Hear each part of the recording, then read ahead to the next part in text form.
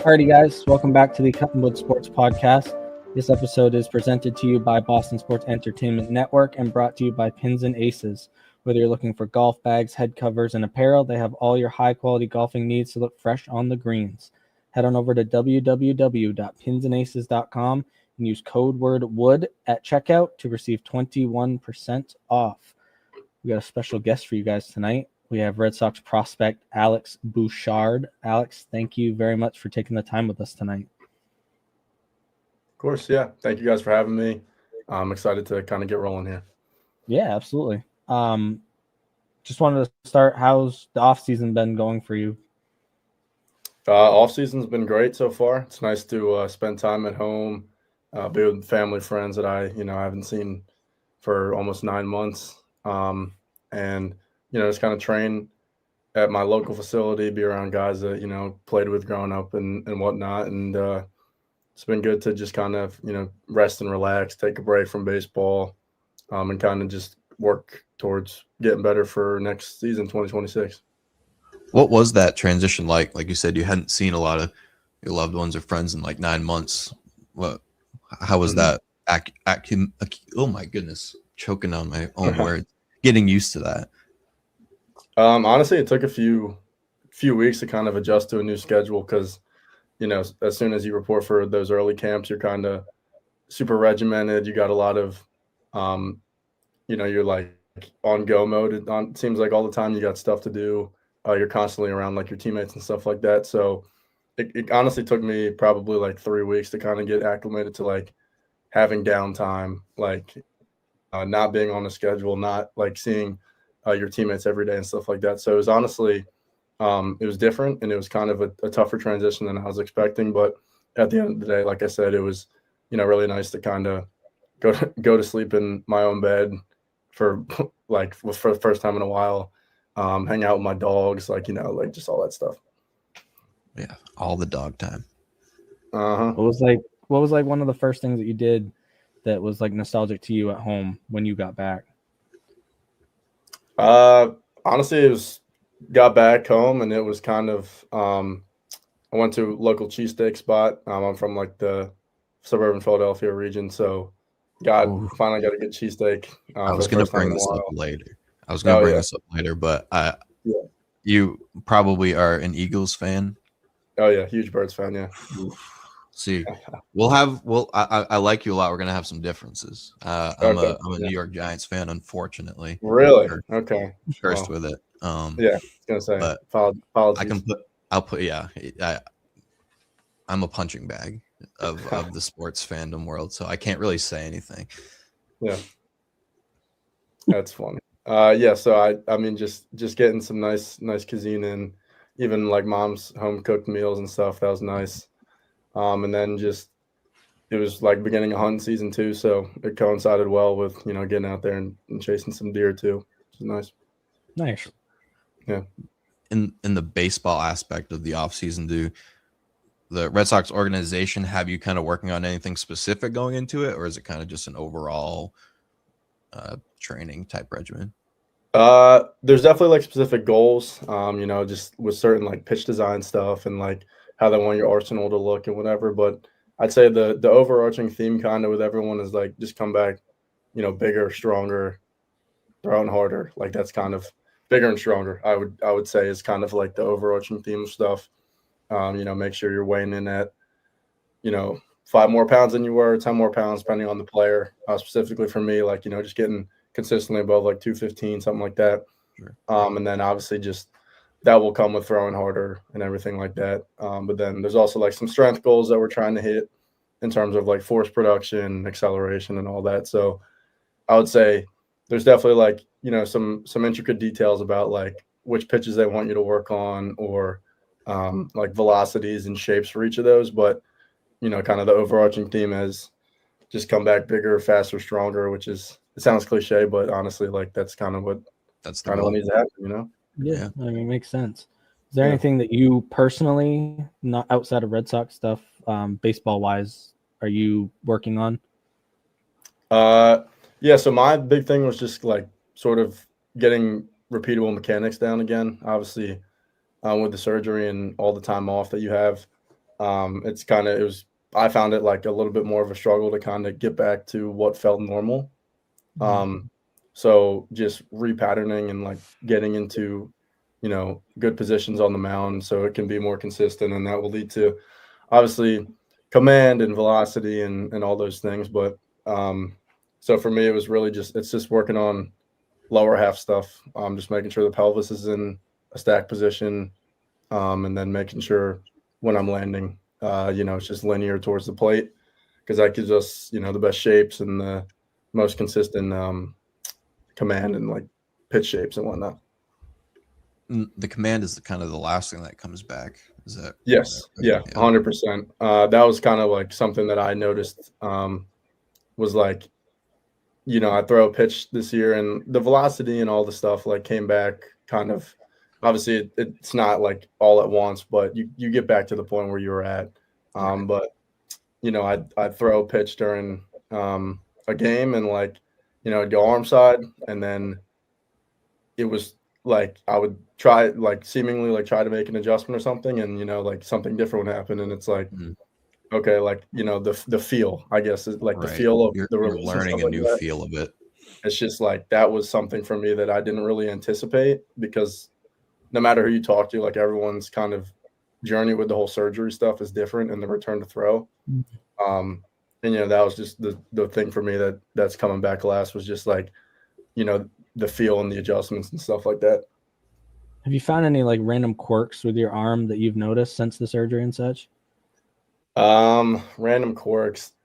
I don't know. Nothing like crazy, I guess. Like it just doesn't feel normal. Like it doesn't feel like natural, I guess. But that's not like a bad thing. Like everything's obviously good. Like I'm healthy. Like it works. Like whatnot. But like there's just like that hard to describe like feeling of like, it's still like, this wasn't here, and it's like brand new. So it's hard to describe to people sometimes, because they're like, what are you even talking about? But like like it's just like not natural. Like that's the only thing I can kind of just describe about it.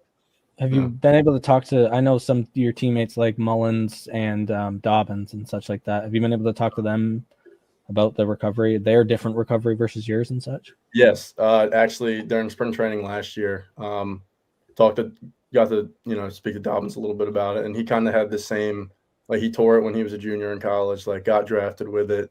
So, kind of a similar path. And by the time that it was all said and done, like we kind of had the same sort of like return to play, return to throw, like timeline, I guess. Yeah. So it was like interesting to like pick his brain about like the stuff he went through, because he obviously, like me, like was doing one thing with college and then got onboarded into the pro ranks, like and coming in hurt, and that was a whole different thing. Mullins, same story.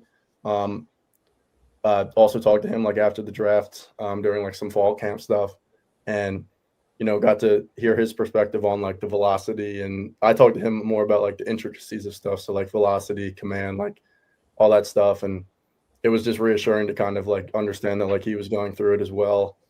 And then there was a good group of guys who like all had the surgery and were, rehabbing together. So it was like Noah Song is another name that comes to mind. We got pretty close in the rehab process, and he's obviously older, but we're on like the same path sort of. So we kind of went through it together, and like could bounce ideas off each other, and what we were going through, what was normal, what wasn't. So as much as it sucks to say, like it's kind of a very normal thing. Like it's almost like I don't know, right? I don't want to say a rite of passage, but like it just kind of happens to people at some point in their career. So it's very abundant. So it's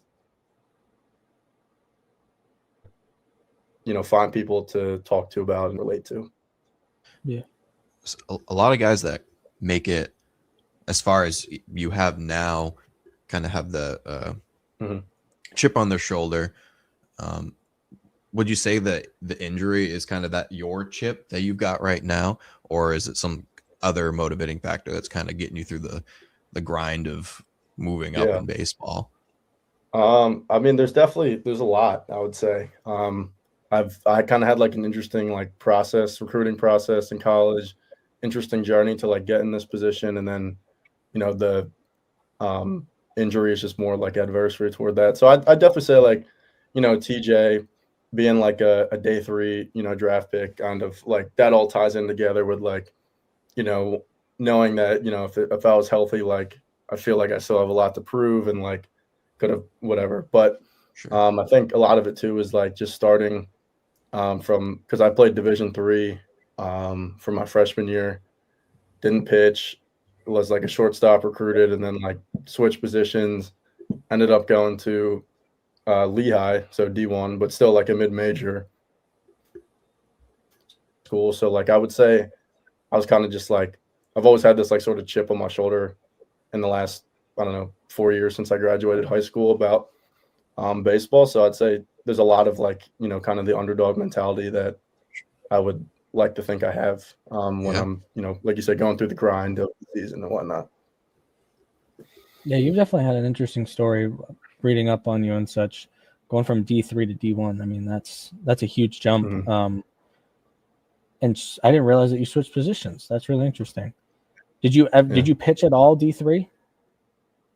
Yeah. So essentially, I was I played shortstop my whole life, like was an infielder, and was getting recruited as an infielder out of high school, was relatively like late bloomer, COVID hit, like was undersized still. Like it was just a lot of factors or whatever, but ended up going to Dickinson College, which is D3. My brother actually goes there now. He plays soccer.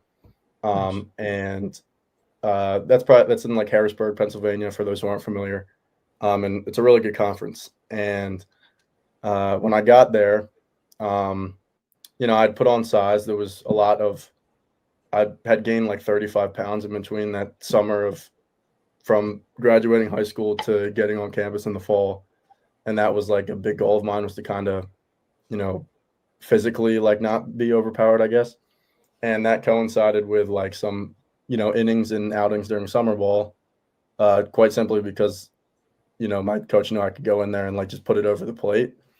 And my velocity, like I remember the first throw that I had in the summer of 2021, it was like, I think I had topped out at like 84 miles an hour. And I was like, all right, like I'm not a pitcher, like I don't really care. But then it was like fun for me because every tournament I was playing in or outing that I had, like I kept going up. And then I texted my coach at Dickinson about like, velocity jumps and whatnot. And I was nowhere near a pitcher at that point, just like was like, hey, I can do this if I want. Because my dad had always said like, just whatever you can do to get on the field, like that's all, whatever. That's great. And I don't know, did we lose Jake? No, he's good up there. So yeah, get on campus freshman year. And we had a senior shortstop like returning. And I was getting time, like splitting time with him in the fall. But my coach was like, okay, like we'll try you out for pitching too, because obviously you've been doing more of that in the summer. And at that point, like first outing of the fall there, had, took a few 89s, 90s. And then from that point on, it was like, that was kind of, I knew that was going to be the majority of my role, like in going into the freshman spring. So I was like, okay, like, I didn't like have like a specialized pitching coach or anything, like, and I was just kind of like, honestly, just like researching and learning more about like, mechanics, analytics, biomech, like numbers, like anything that could do with like becoming a better pitcher and development and whatnot. And then by the time that spring came around, was like up to 92 innings, and hit the transfer portal because I started to reevaluate like, my career and like what I could essentially accomplish and what was best for me and my family. So went in the transfer portal during summer ball, and at that point was like 94, 95. And it led us to Lehigh and becoming a pitcher. Awesome. So yeah. Seeing that gradual, like the rise, just keep building after the 91, then to 92, 93, and just seeing it go up like that. I mean, that must be enough of a driving factor to keep doing. Yeah, it was awesome. Like it was cool to like just see like, you know, work pay off in that sense of like Right. trying to reach that goal. And Yeah. then, you know, more doors just keep getting open the harder that you throw. And like just happen to just keep working and obviously good stuff happens, and that's why we're in the position that I'm in right now, you know. It worked. Kind of switching off the game part of baseball. I'm a big uniform guy, and I have to ask if you've seen, and if so, what you think of the Salem's Salem's rebrand, right? Mm-hmm. Yeah, they're the Ridge-Yaks, right? Ridge-Yaks, right? Yeah. I honestly, I think it's funny. I think it's like a class, like that's a good like minor league name. Yes.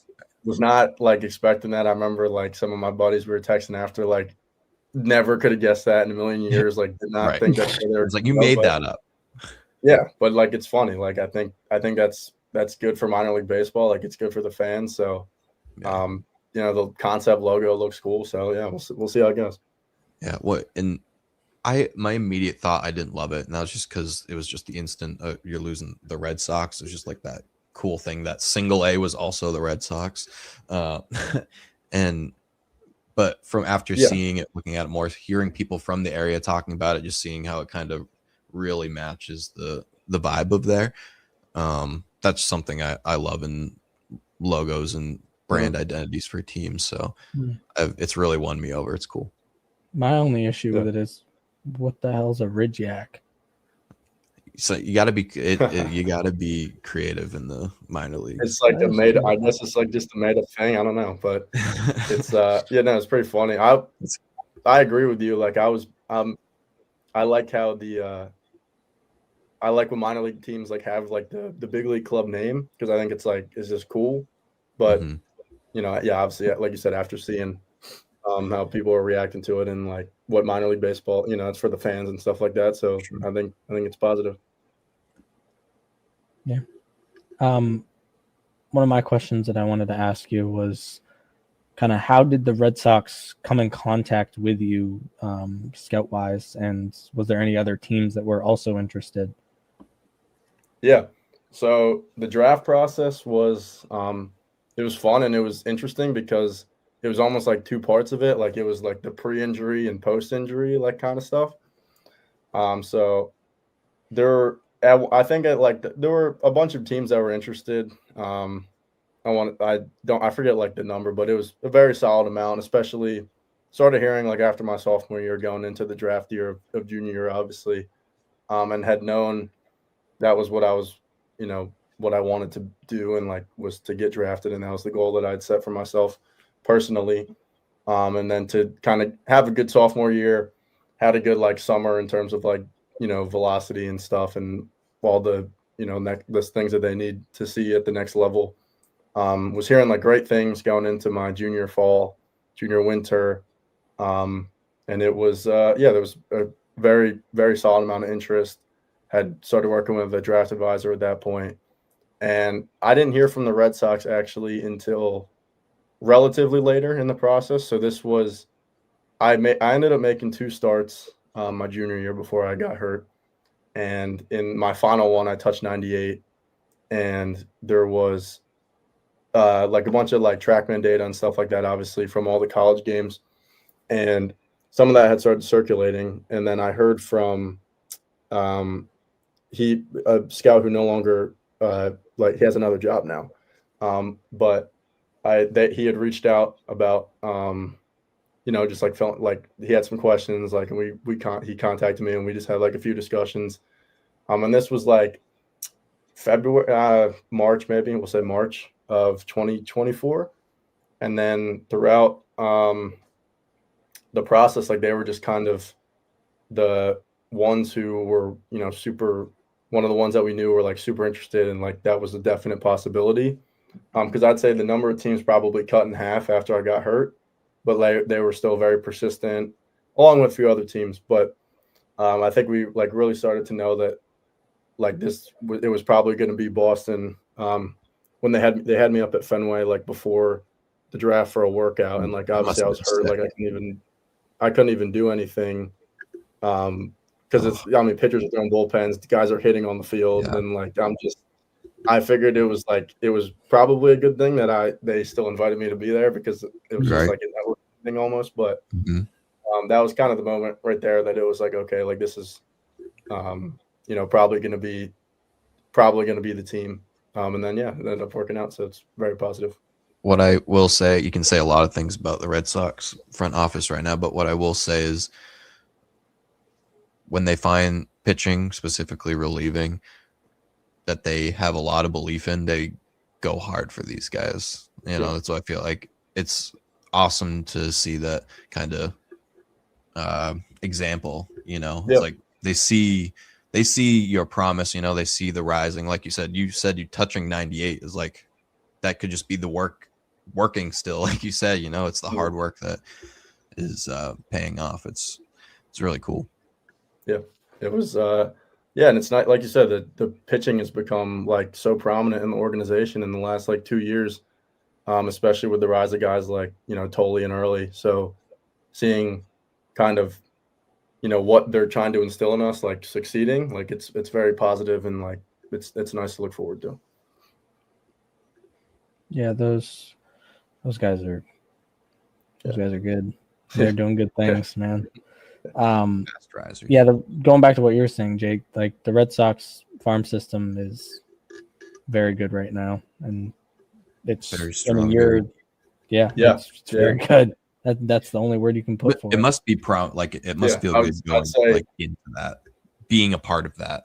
Like it really does, because after the draft, like that was when the big three was like still in the farm system, so like they were constant, like it was very hitter heavy, I guess, was like the top of the farm, but we were still getting like ranked like pretty highly. So it was cool to like go into an organization that was like very prominent about in the minor league ranks of like prospects and stuff like that. And then in the last, like we said, in the last 2 years, like just seeing the rise of pitching prospects go through the top 30 and stuff like that, like it's just it's very cool to see. And it also motivates you, because it's like these guys are in your shoes too, and you want to, kind of emulate.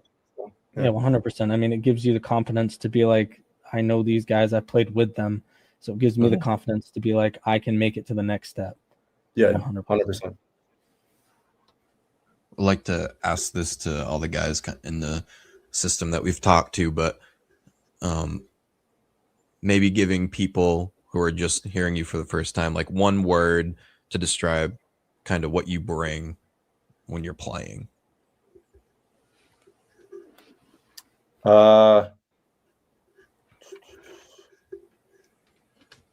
I'd probably say like swagger, something like that. Swagger, confidence. Those are like two that kind of stick out. I would just say like I'm a very like emotional like pitcher, I guess, and like would like have always been told that like you can kind of see the confidence like when I'm out there on the mound and stuff like that. And especially like in college, I mean, I keep going back to it, but that was like the last time that I was fully healthy and like for seasons and stuff like that. But wanting to be the guy for your teammates and like putting everyone on your back when you're going out and compete and being a dog. So just trying to like bring that energy and stuff like that. So I've never understood how that's been attributed as a bad thing by people before. It's I would love a pitcher that loves baseball so much that he gets extremely excited when he's getting a strikeout or something. You know what I mean? Like they're showing how much they love baseball to me. Yeah, 100%. Like I think it's healthy. I think it's good. Like you were saying, like you're like, this is like what I love to do. It's like really all that I've ever done. So like it's like my art. So like just having ways to like express that is I think there's no like downside to that. Yeah. Stepping away from baseball stuff, what does your typical off days and free time look like? Oh, do you mind repeating that? You kind of cut out a little bit. You're good. Absolutely. What does your off days and like free time look like? Off in free time. So a lot of my hobbies are like outdoor hobbies. So love to fish. So during spring training and stuff like that, and throughout most of the rehab process, I was in Florida. So that was like kind of the fishing hotspot. So that was great. Now that I'm home, I like to go out, hunt deer, and playing golf is something that I really like to do, whether that's with my buddies, my family, my girlfriend, like whoever that may be. And that's always fun. And I feel like that's like you can kind of play that, spring, summer, fall, even like winter if you really want to. So that's always good. I like playing poker. A lot of us like to play poker on off days when we're in hotels or in our apartments and stuff like that. Yeah. So that's fun. I mean, nothing crazy, like not going to casinos and going crazy with that stuff, but just like fun house games and whatnot. That's good. That's a good way to like, kind of build camaraderie with the guys. And play video games sometimes. Kind of depends what mood I'm in. I like, obviously, the MLB The Show is like that's a good one. And when that came out, I was grinding that pretty heavily. Yeah. College football is another one that comes to mind. Fortnite, just feel like it's just all reliable with the boys, can't go wrong. So now I gotta ask this because I haven't asked anyone yet, and I don't know why I haven't. But in MLB The Show, being in the minor leagues, do you have a card on there? Yes, but but that's also like sort of misleading. So like they have like the real 99s. So like that was something that was so cool to like me and my buddies were like, they give you like, if you're in the players union, so minor or major league player, they will send you your own card, like with attributes and everything, but they're all 99. So it's like, it's sick. And then it has like the insignia on it. So it's like when people are playing you online, like they'll know that they're playing, Alex Bouchard or something like that. And obviously like big leaguers cards are way cooler because they're like super souped out and they got all the whatever. And then the minor league cards, like the pictures of us are just like, like AI generated photos, but they're still like the attributes and stuff generic. Like that. So like it had me playing for like the Portland Sea Dog, which is like, that's cool. Didn't play in AA, but that's cool. But it also had me throwing like 101, and I was like, that's cool. Like whatever, I don't do that, but that's cool. Definitely take that. I would like to see 101 in Portland. We'd play like me and Shea Sprague and Peyton Tolley. Actually, we'd play, and we just go like 3 innings each with each of our guys, and just like dice kids, and it was really fun. Awesome. But that's what I mean. Like, so we're the only ones who have those cards, and it's like kind of misleading, I guess, because it's like, yes, you're in the game, but you're not really in the game. Unless you're in the big leagues or AAA, I think. I think that's more special, to be honest with you. Yeah, that's awesome. It is fun. It was fun to play with all the guys. So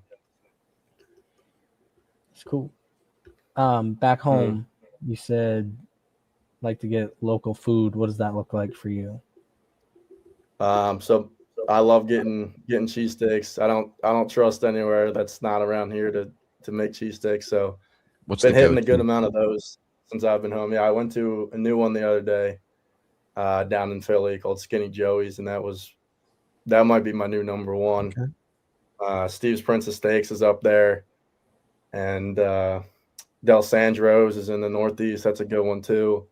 But honestly, any of them. I mean, there's so many local shops by me that make like good steaks too, like Lucatelli's, Verona's, like, and those are just like mom and pop shops in like my local downtown. So that's kind of like the extent of like the food. And then there's obviously like I like eating just like any sort of like steak, burger, taco, but like none of that's like super special. Like it's more just about, the type of cheesesteak would be like the cuisine. I'm going to be replaying this a couple times and writing down these answers because my Eagles fan wife will be dragging me to some Philly cheesesteak spot before they kick our ass whenever we eventually go see a Giants at Eagles game. And and I'll definitely have to wear a Giants jersey, and it'll be the worst experience of my life. But that's dangerous. I'm not gonna lie. I know. Kind of. At I least might you need to know, pull a you camera know out you're just to save my life. Yeah. I'll be like, oh yeah, I'm vlogging, you know, but please don't kill me. Yeah. But I'm noted. Mm-hmm. There's a few more. I can give names, but they're all solid. You can't really go wrong around here. What makes it so special? I don't know. Like just what makes Maine lobster so special. Yeah, like I don't even know how to like put my finger on it, but it's just a hot take, but it's just a different taste. Like you can just like they just know what they're doing. I don't really know how to describe it, but you just know. I don't know. It's the brotherly love. That's fair enough. Yeah, when you put it in lobster terms, Jake, that's right? When I realized I was like, oh, you're right. Right? The Maine lobster, like that's that's different. And have you had Maine lobster before? No, I've had a bunch of lobster roll in like the Boston area, but nothing from Maine specifically. Well, when you're with the Sea Dogs and you eventually go to, I mean, yes, they're so much better. I can't say I don't think I've had a lobster roll in Boston specifically, but it's just hard for me to think how could possibly a fake border I don't know what is the real difference here? Yeah, what's the actual? That's a good point. Yeah, but when you're the Sea Dogs, there'll be plenty of lobster rolls. That's good. I like lobsters. That's good to hear. Good ones. Lobster rolls and red snappas. You know what a red snappa is?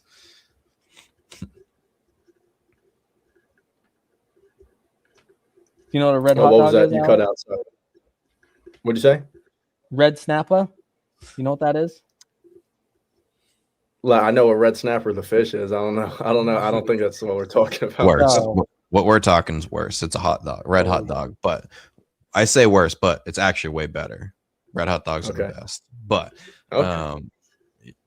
it's these Maine. You're gonna get slapped in the face with a lot of Maine stereotypes. We love the promo jerseys with the foods. Okay, that's cool. That's awesome. I can get behind that. Yeah. Thanks for taking time, man. Mm-hmm. In your Salem clubhouse, how has that been, like camaraderie wise? It was great. So I mean, it was like most of my draft class. That's where everyone started. So like just it was awesome to just like kind of play with those guys. And when I was healthy enough to go up there, some of them like had gone up, but we had gotten pretty close through, many off-season camps and like fall, winter camps and whatnot. So we were still keeping in touch and everything. But yeah, it was great. It was awesome to show up to the field, and the group of guys that you're with every day is super important to just like, I mean, how enjoyable and like how fun like it is, because you see those guys more than you see anyone else. So, but it was great. It was good. It was just, it felt like, just playing with a bunch of your friends again. And obviously I'd only known them for a year, but you get pretty close pretty quickly. And it was a fun group of guys to hang out with and go to war with every day. Yeah. And going back to some of the stuff that the Red Sox front office does well. I mean, all of the guys that we've had on here and talked to, they've had nothing but good things to say about the locker rooms that they've been in. Oh yeah. I mean, and that's something that's special, man. That's super special. Yeah. It's exciting to know that, wherever you are in the organization, and whether it's low A to triple A, like, you're going to be surrounded by, good dudes. And there's truthfully no one I've came across that like is anything but a good dude. Like I have nothing but good things to say about everyone. So yeah, it's huge. That's fantastic. Well, cool. Alex, we thank you very much for taking the time with us tonight. Thank you guys very much. I appreciate it. Yeah, absolutely. Yeah. Boom. Sweet.